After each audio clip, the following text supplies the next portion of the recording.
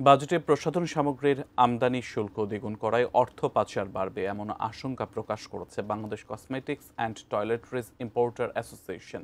দুপুরে রাজধানীর মৌলভীবাজার ব্যবসায়ী সমিতির কার্যালয়ে বাজেট পরবর্তী সংবাদ সম্মেলনে তারা প্রসাধনী খাতে শুল্ক ও ট্যারিফ ভ্যালু কমানোর দাবি করেন।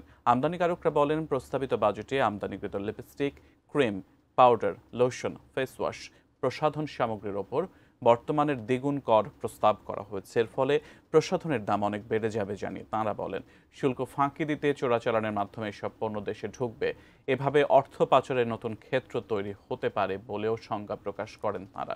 এছাড়া এসব পণ্য নকল হওয়ার আশঙ্কাও বাড়বে। তাই দেশের স্বার্থ বিবেচনায় প্রসাধনের ওপর শুল্ক ও ট্যারিফ ভ্যালু কমানোর দাবি জানান ব্যবসায়ীরা।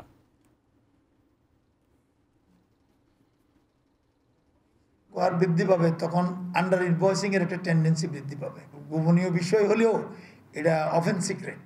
আমরা যেমন বাঁচার চেষ্টা করব এটাকে কম মূল্যে ভোক্তার হাতে পৌঁছানোর জন্য, আবার আরেকটি গ্রুপ বসে থাকবে যে এটা নিয়ে বার্গেনিং করি কিছু অনৈতিক সুবিধা গ্রহণের জন্য। বৈধভাবেও মোটামুটি টাকা প্রেরণের একটা রাস্তা ওপেন হয়ে গেল।